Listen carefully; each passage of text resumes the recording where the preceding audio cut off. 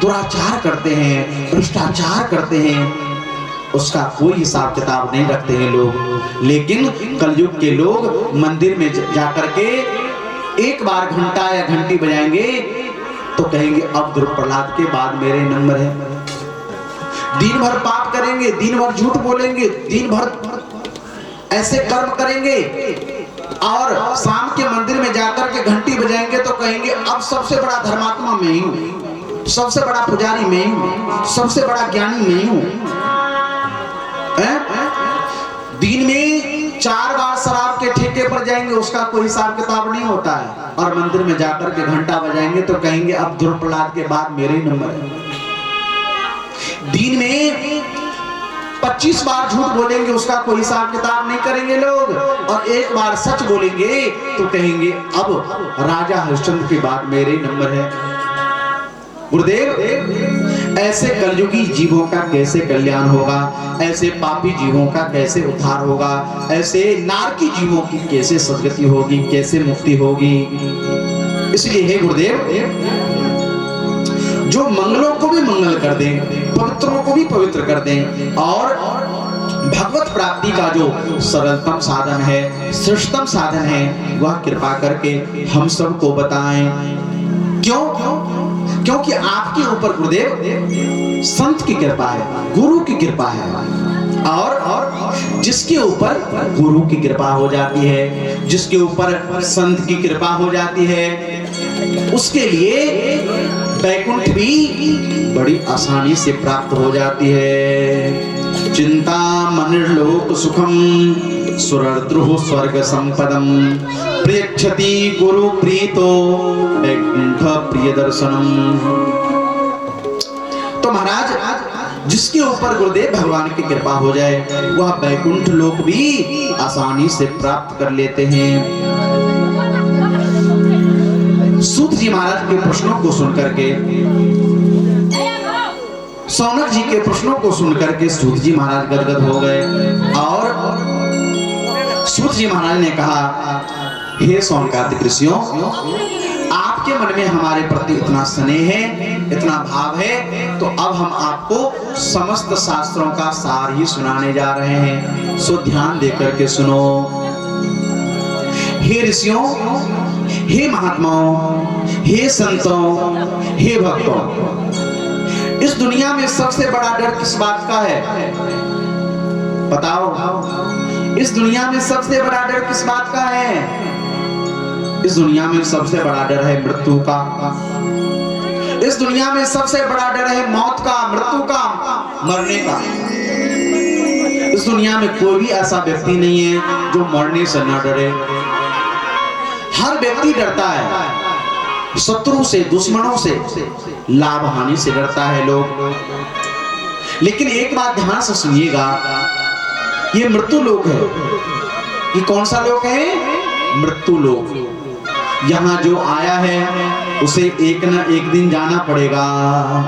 हमारे शास्त्र कहते हैं, आया है सो जाएगा, राजा रंग फकीर, आया है सो जाएगा, राजा रंग फकीर। अरे एक सिंहासन चढ़ चला, एक बंधा जंजीर। एक सिंहासन चढ़ चला, एक बंधा जंजीर।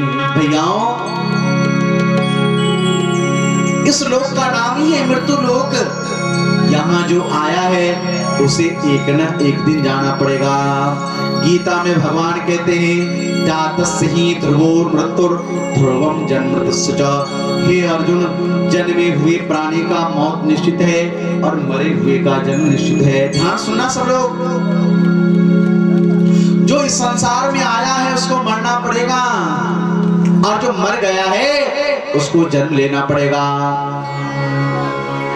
ये जन्मना मरना, जन्म लेना मरना, जन्म लेना मर जाना, जन्म लेना मर जाना, ये लगा रहता है। कब तक लगा रहता है? माताओं, बहनाओं, मेरे बड़े बुजुर्गों, प्रेमियों, भक्तों, ध्यान सुनिएगा। ये जन्मना मरना कब तक लगा रहता है? जब तक हम भक्ति से नहीं जुड़ते हैं, जब तक हम भगवान से नहीं जुड़ते हैं, जब तक हम ईश्वर से नहीं जुड़ते हैं, जब तक हम भगवान के नाम से नहीं जुड़ते हैं, तब तक ये संसार का आवागमन, ये संसार का चक्कर लगा ही रहता है भैया। भगवान के भक्ति में सामर्थ्य है, भगवान के नाम में सामर्थ्य है कि वह आवागमन को समाप्त कर सकता है, संसार का चक्कर समाप्त कर सकता है। और किसी भी साधन में इतना दम नहीं है, इतना सामर्थ्य नहीं है कि वो आवागमन, संसार का चक्कर समाप्त कर दे। भगवान के नाम, भगवान की भक्ति, भगवान की कथा में सामर्थ्य है। और एक बार फिर कहता हूं, आज प्रथम दिन में ही, आज पहले दिन में ही ये पंडाल भर गया। आज पहले दिन में ये पंडाल पूरा भर रहा है। अभी तो 6 दिन बाकी है। अब कल से हमारे श्रोता लोग कहाँ बैठेंगे, थोड़ा सोचना पड़ेगा। और मैं तो कहता हूँ हमारे पूरन बाबू से कि कल थोड़ा जगह की व्यवस्था बनानी पड़ेगी, क्योंकि आज पहले दिन में ही हमारे श्रोताओं की इतनी संख्या हो गई है कि पूरा पंडाल भरने वाली है। थोड़ी सी जगह पीछे है, नहीं तो पूरा पंडाल भर गया है। मुझे देख करके बहुत प्रसन्नता हो रही है, बहुत खुशी मिल रही है कि आप सब कितने प्रेम से सुन रहे हैं, कितने भाव से सुन रहे हैं, कितने प्यार से सुन रहे हैं। मुझे बहुत अच्छा लग रहा है। तो मैं जो बात कह रहा हूं वो बात ये है, 7 दिन तक भागवत की कथा जो प्रेम से सुन लेगा, जो श्रद्धा से सुन लेगा, जो भाव से सुन लेगा, उसका आवागमन समाप्त हो जाएगा, उसका संसार का चक्कर छूट जाएगा। वो भगवान के धाम को जाएगा, वो भगवान के चरणों में जाएगा, वो बैकुंठ को जाएगा। प्रेम से बोलो भक्त वत्सल भगवान की जय। इसलिए कृष्ण कथा गंगा अगम बह जाए, या में कोई कोई नहाए। कृष्ण कथा गंगा अगम बह जाए, या में कोई कोई नहाए। कोई कोई नहाए, या में कोई कोई नहाए, या में कोई कोई नहाए। कोई कोई नहाए, या में कोई कोई नहाए, या में कोई कोई नहाए। ओ कोई कोई नहाए, या में कोई कोई नहाए, या में कोई कोई नहाए। कोई कोई नहाए, या में कोई कोई नहाए, या में कोई कोई नहाए। कृष्ण कथा गंगा अगम बह जाए, या में कोई कोई नहाए। कृष्ण कथा गंगा अगम बह जाए, या में कोई कोई नहाए।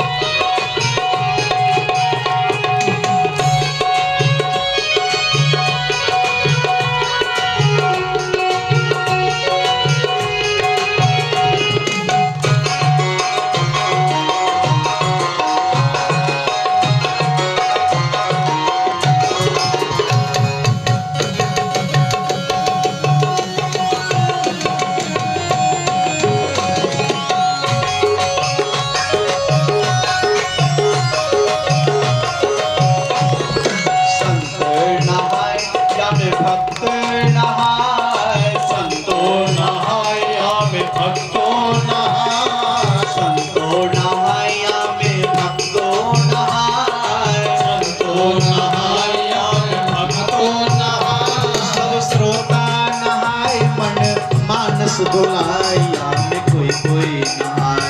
सब श्रोता नहाए, मन मानस धुलाए, में कोई कोई नहाए। कृष्ण कथा गंगा अगम बह जाए, में कोई कोई नहाए। कृष्ण कथा गंगा अगम बह जाए, में कोई कोई नहाए।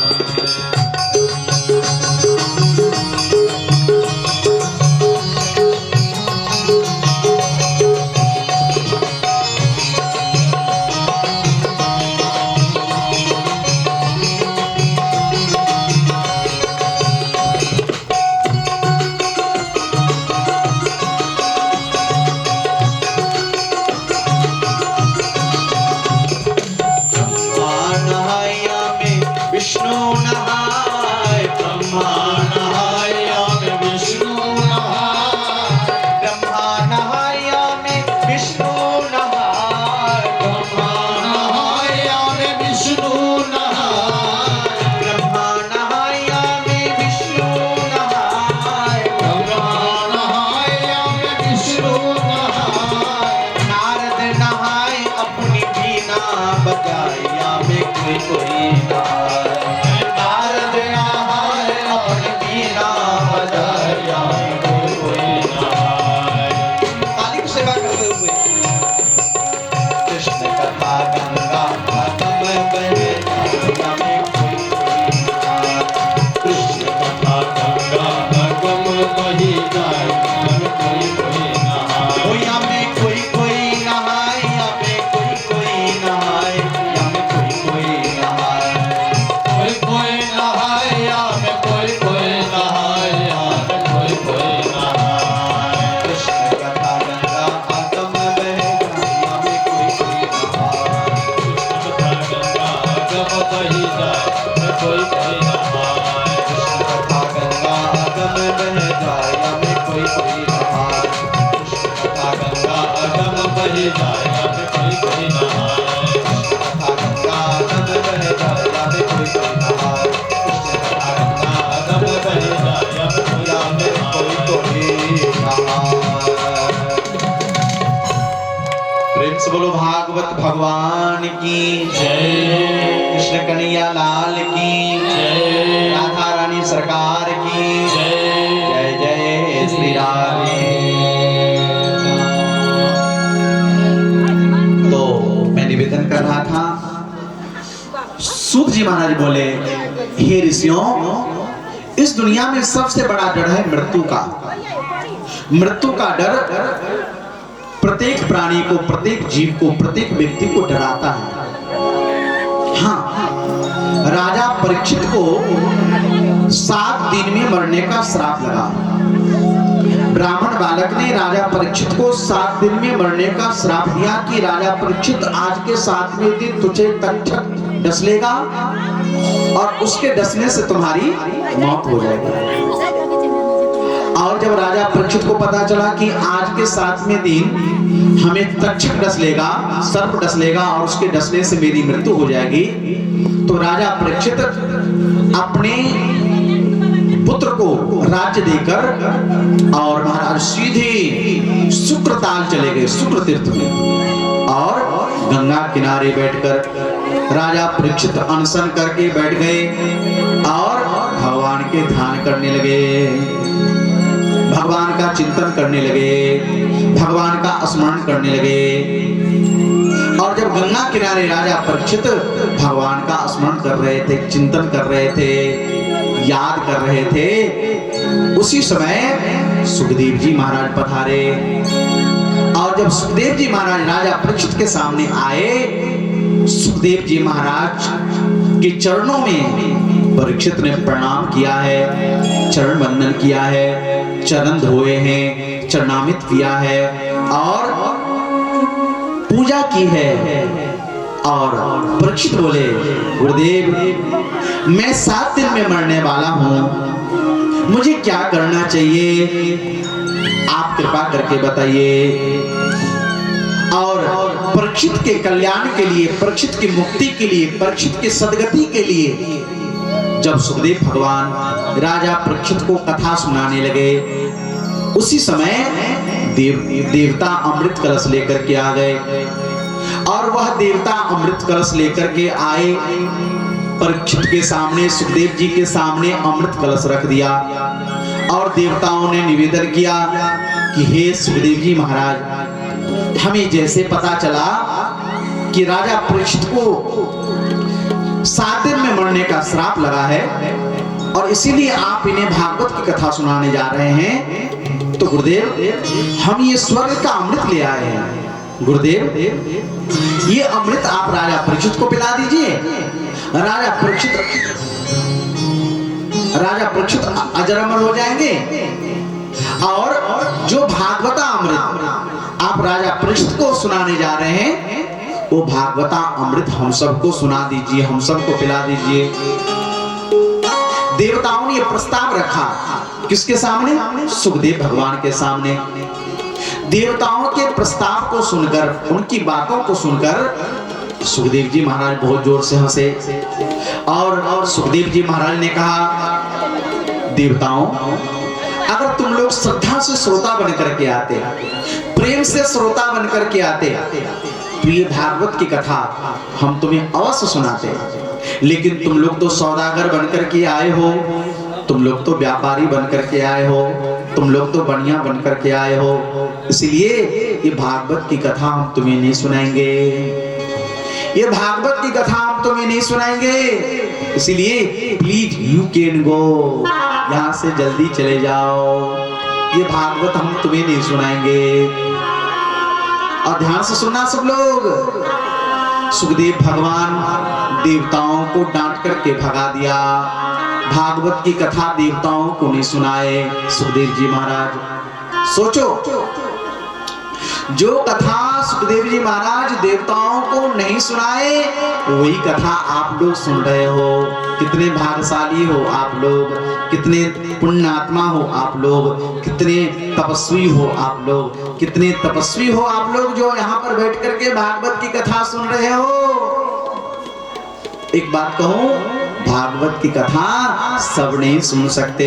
भागवत की कथा वही सुनते हैं जिसके पूर्व जन्म की साधना होती है, जिसके पूर्व जन्म की तपस्या होती है, जिसके पूर्व जन्म का संस्कार होता है, जिसके पूर्व जन्म का पुण्य होता है, वही भागवत की कथा सुनते हैं। जिसका पुण्य नहीं होता है, संस्कार नहीं होता है, तपस्या नहीं होती है, वो भागवत कथा में नहीं आते हैं। प्रेम से बोलो भक्त वत्सल भगवान की। इसीलिए आप सब भाग्यशाली हो। प्रेम से बोल दो राधे राधे। आगे वाली माताएं कह रहे राधे राधे, और पीछे वाली कह रहे आधे आधे। पीछे वाली बहनाओं, प्यारी प्यारी माताओं, आप लोग भी बोल दो राधे राधे। जोर से बोल दो, प्यार से बोल दो, दोनों हाथ उठा करके बोल दो। बहुत बहुत धन्यवाद। ऐसे बोलते रहना है और मैं सुनाता रहूंगा आप सबको। हाँ, अच्छा, आप लोग सोच रहे होंगे बाबा जी हम सबको परेशान करते हैं, राधे राधे की बात। हाँ, कल से नहीं आएंगे। हाँ? आप लोग सोच रहे होंगे ऐसे बाबा जी पता नहीं राधे राधे बुलवाते बाबा जी, मैं नहीं आऊंगी कल से। हाँ? एक बात कहूँ, राधे राधे कहलवाने में ना मुझे फायदा है, मुझे लाभ है। अब आप कहोगे बाबा जी आपको क्या लाभ है, तो मैं ये कहता हूँ राधे राधे कहने से ना, राधे राधे सुनने से ना मैं बिल्कुल तरोताजा हो जाता हूँ।